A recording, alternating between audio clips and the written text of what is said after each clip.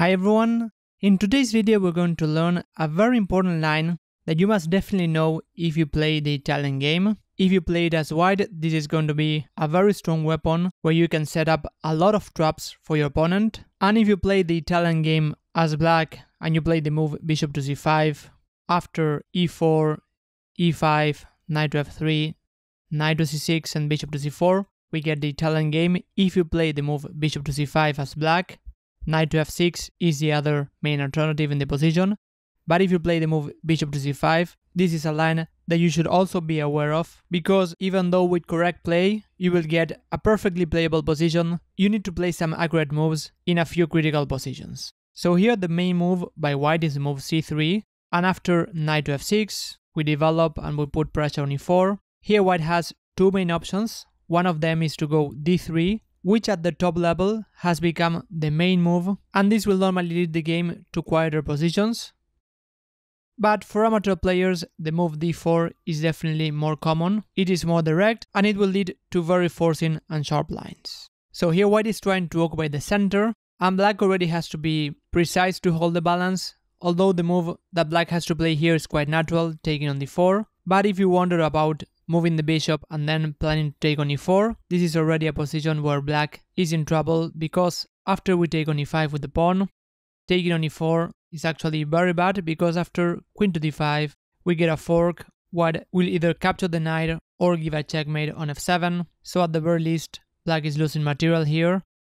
Black might try taking on f2, just giving a check, but this is just temporary, because after we move the king, for example, to e2, black cannot deal with this double threat of taking the knight or giving a checkmate.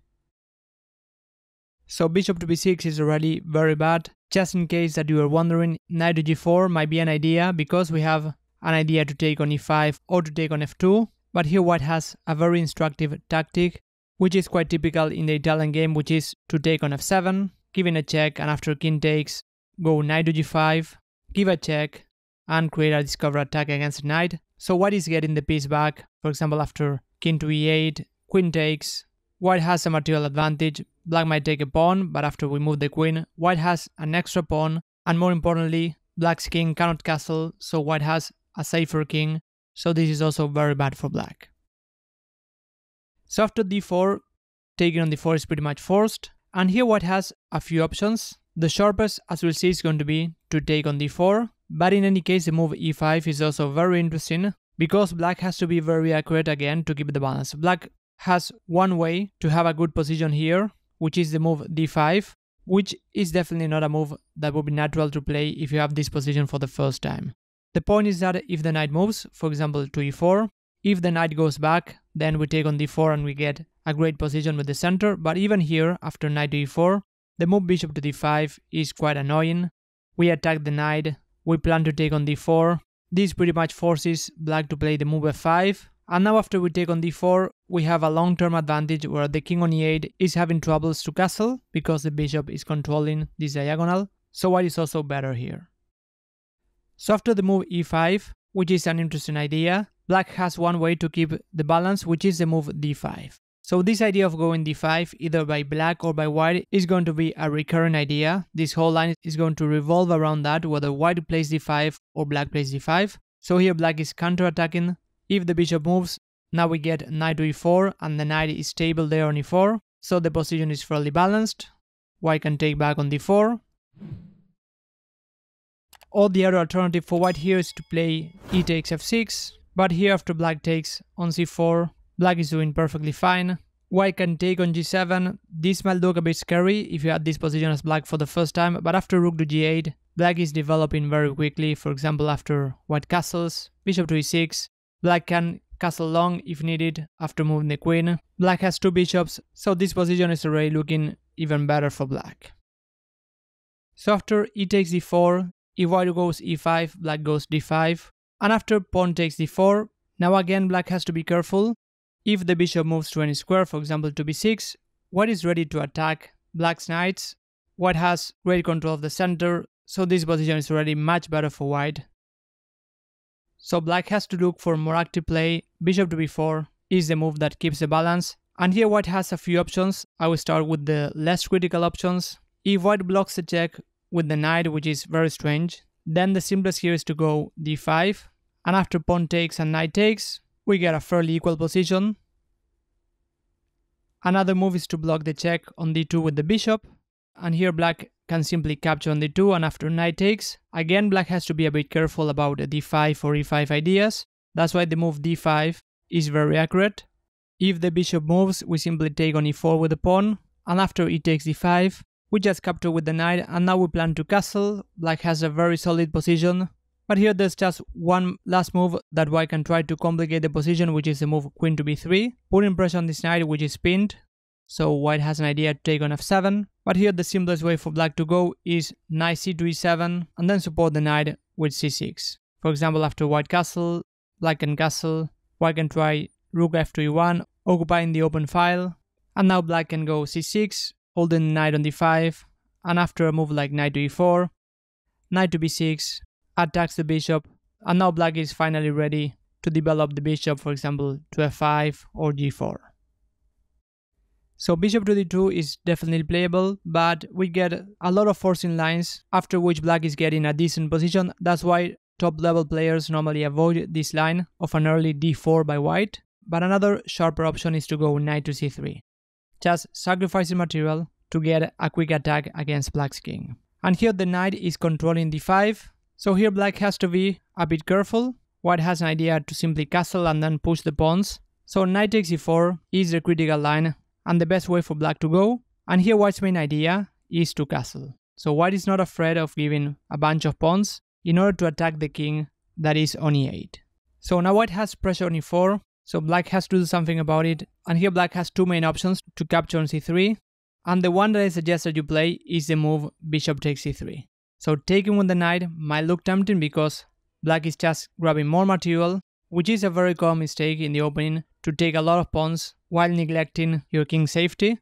Because here white takes on c3, white is ready to push d5, attacking the knight on c6, and just to give you an idea, the only way for black to hold the balance here is to play d5. Otherwise, white will play d5, or if black takes the pawn. Here white has a few nice options. One of them is to go bishop to a3, preventing black from castling, and ready to attack the king on the e file.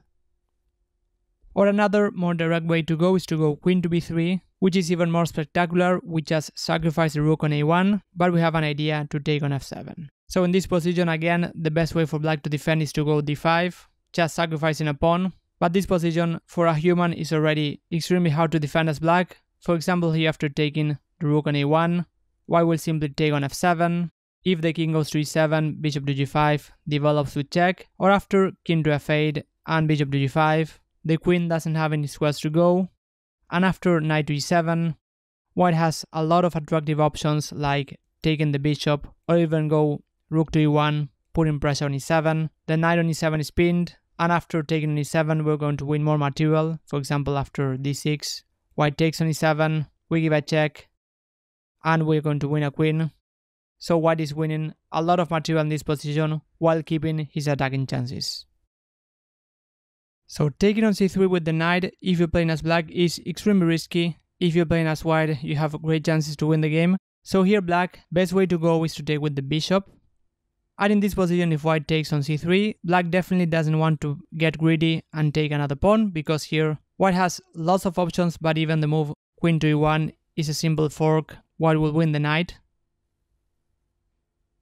But black's main idea here is to go d5, just holding this knight on e4, and then black is ready to castle. For example, after bishop to d3, black will simply castle. Black has a great position. Black has an extra pawn, but white has two bishops. Maybe white can try to claim some compensation, but not more. Or just want to mention a very crazy move that has been played here, which is the move bishop to a3, just sacrificing the bishop and preventing black from castling. But in this position, black can simply take the bishop, and after rook to e1, black can castle long, even though white can win the piece back after knight to d2, bishop to e6, knight takes, and long castle. White is simply taking too much risk here. Black has an extra pawn and great development. So after bishop takes e3, if white takes, d5 is perfectly playable for black, but the sharpest option is to go d5, attacking more pieces, so white is a piece down, but white is planning to take either the knight or the bishop. And there's also an idea to pin the knight on the e-file. So in this position, black has a few ways to go. The simplest is to just go bishop to f6, not get too greedy. Remember that the main idea here for black is to castle. And after rook to e1, which is commonly played here, if white takes the knight on c6, then black can simply take, for example, with the b pawn, is a move that I like, preparing to go d5. So rook to e1 is again the critical move that white can play in this position. Now black can move the knight to e7, and after rook takes, white might have ideas to go d6, with the idea of breaking black's pawn structure. That's why the move d6 is a very useful move here, planning to develop the bishop, for example, to f5, and now black finally is ready to castle. The position is still sharp because white has some small lead in development, so white has compensation for the pawn, but black has a perfectly playable position.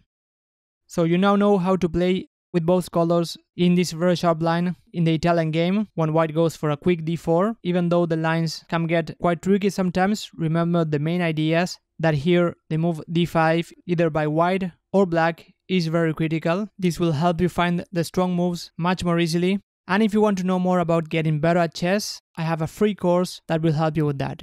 So you might want to check the link in the description. Thanks a lot for watching, and I'll see you in the next video.